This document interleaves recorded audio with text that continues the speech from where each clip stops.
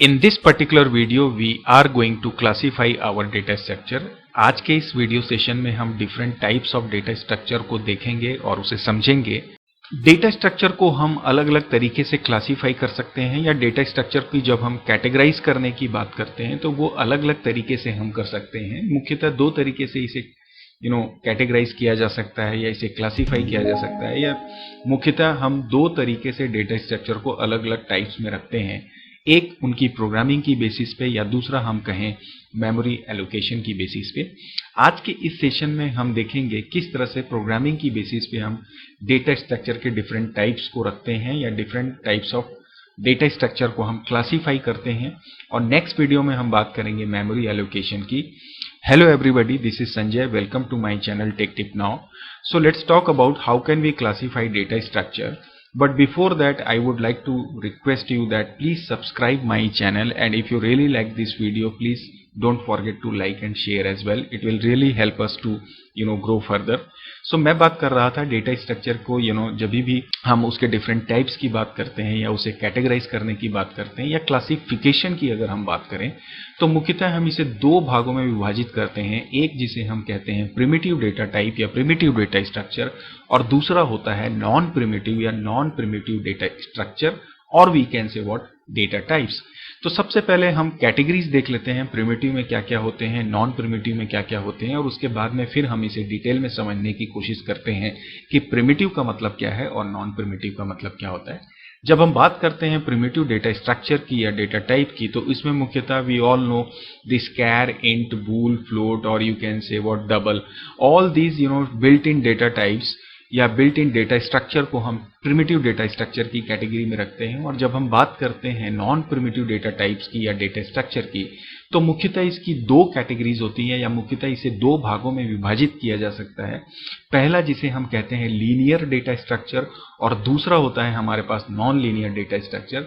जब हम बात करते हैं लीनियर डेटा स्ट्रक्चर की, तो मुख्यतः इसमें हम एरे, स्टैक्स, लिंक्ड लिस्ट एवं क्यू की बात करते हैं। तो ये जितने भी different types of data structure हैं, array, stack, link list, queue, ये मुख्यतः लीनियर डेटा स्ट्रक्चर की कैटेगरी में आते हैं। और जब हम बात करते हैं नॉन लीनियर डेटा स्ट्रक्चर की, तो मुख्यतः इसमें दो डेटा स्ट्रक्चर रखे जाते हैं, एक होता है ग्राफ और एक होता है हमारा ट्री। बात आती है कि क्या मतलब होता है हमारे प्रिमिटिव डेटा का या प्रिमिटिव डेटा टाइप्स का। तो जब भी हम प्रिमिटिव डेटा टाइप की बात करते हैं, तो as you can see in your screen, हम बात कर रहे हैं बिल्ट इन डेटा टाइप्स की। जी हाँ, प्रिमिटिव डेटा टाइप का तात्पर्य है जितनी भी सिस्टम डिफाइंड डेटा टाइप्स होते हैं। जब भी हम कोई प्रोग्रामिंग करते हैं, चाहे वो सी ही क्यों ना हो या C++ ही क्यों ना हो, इनमें जो पहले से उपलब्ध डेटा टाइप्स होते हैं, जैसे कि उदाहरण के तौर पे यदि हम बात करें इंटीजर की, तो यदि आप कोई एक वेरिएबल इंट x डिफाइन करते हैं, इसका मतलब ये x एक ऐसा डेटा स्ट्रक्चर है जो एक इंटीजर टाइप की वैल्यू को होल्ड करता है। चूंकि यह आपकी मशीन के द्वारा मैनिपुलेटेड होता है, इसलिए वी कैन से कि it is understood by your compiler. तो हम कहते हैं कि सिस्टम डिफाइंड जितने भी डेटा टाइप्स हैं, they are basically known as what your primitive data types. And as I said it is manipulated by machine. इसका बोलने का तात्पर्य यह है कि लेट सपोज अगर आपने कोई एक वेरिएबल लिया x, और यदि आप लिखते हैं x equal to x plus 10, तो यहां पर आप देखेंगे कि ऑटोमेटिकली x की जो वैल्यू है उसमें 10 ऐड हो जाएगी। सपोज दैट यहां पे हमने x इक्वल टू 10 डाला हुआ है, so it will become what your 20। So it means what this particular plus and this equal to is already understood by your compiler, or you can say your computer system. So that means what these built-in data types are already understood by your computer system, or it is manipulated by machine. So जैसे कि हमने देखा यहाँ पे ये जो plus का operation है, या इक्वल टू का ऑपरेशन हो रहा है, या माइनस हो, या डिवीजन हो, या मल्टीप्लिकेशन का ऑपरेशन हो, ये सारे जो बेसिक ऑपरेशंस होते हैं ये ऑलरेडी हमारे प्रिमिटिव डेटा टाइप्स में इंक्लूडेड होते हैं, या यूं कहे कि ये हमारे कंप्यूटर सिस्टम के द्वारा या मशीन के द्वारा ऑलरेडी अंडरस्टूड होते हैं। अब हम बात करते हैं नॉन प्रिमिटिव डेटा टाइप्स की या नॉन प्रिमिटिव डेटा स्ट्रक्चर की।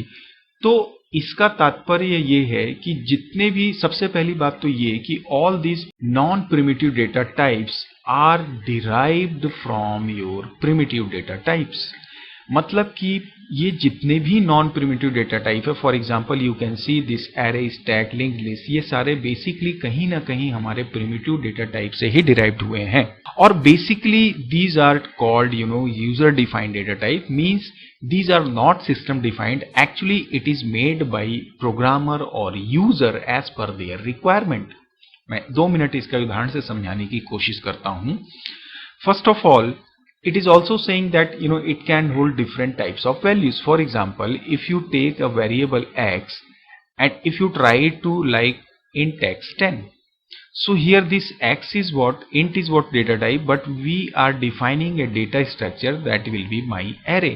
But this array, if you write x10 plus 10, so it will not be understood by your computer system because this is not predefined. So if you try to execute this code using this expression, it will show you the error because it is what your user defined data structure. So this is how we can understand what is the meaning of non-primitive data structure. We can also say that it is saying it can hold different values, so that sometime you make a structure like I am taking a structure here by the name of book, and here in case of book, if you take a like int book number and if you take like char book name, so what are you doing here? You are actually making a data type which can hold two different type of values. One will be integer and one will be character. So this structure is again not understood by your compiler or by your computer system. It will be only understood by your programmer. So it is your responsibility to make you able to understand your computer system that it is my structure. And the very important point is here that it has no basic operations.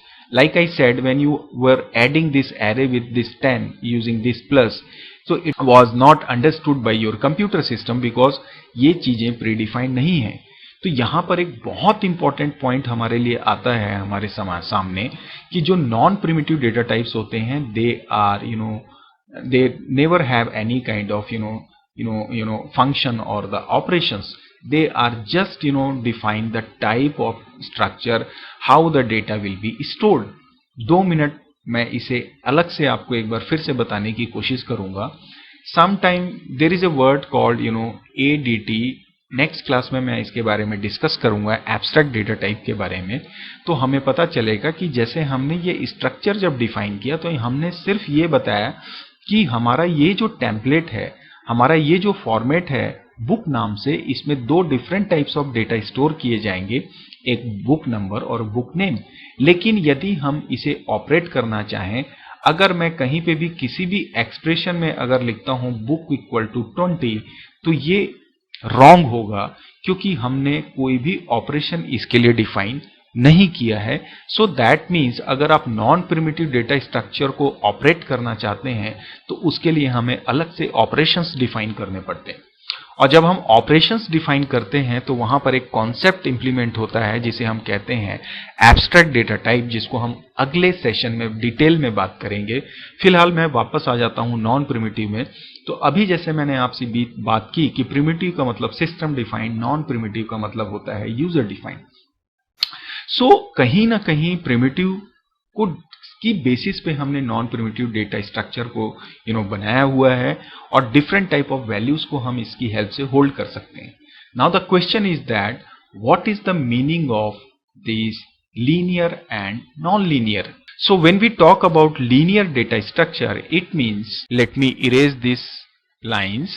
It means data are stored in a sequential order. जैसे कि हम बात करें array की, stack की, linked list की या queue की, तो ये सब जो होते हैं ये लीनियर कहलाते हैं। लीनियर का मतलब ये होता है, उदाहरण के तौर पे यदि हम किसी एक array की बात करें, लेट सपोज x5, सो यहाँ पर इसका मतलब ये है कि ये मेमोरी में कंटिन्यूअस 5 डिफरेंट स्पेसेस ऑक्यूपाई करता है।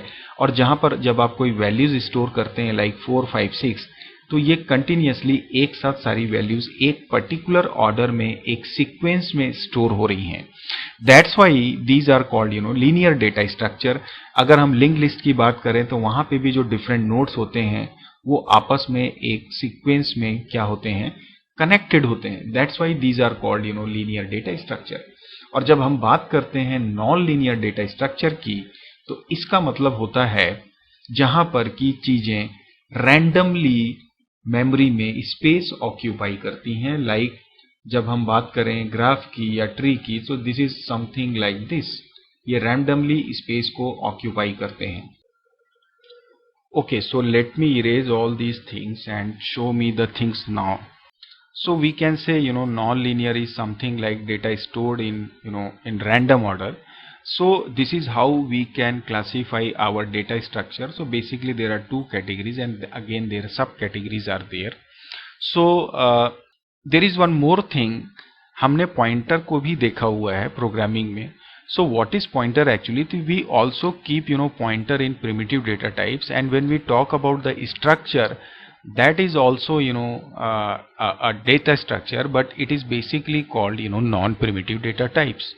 So remember this, pointer is primitive and structure is always non-primitive data type. और जब हम क्लासेस की बात करते हैं तो classes are also called non primitive data types.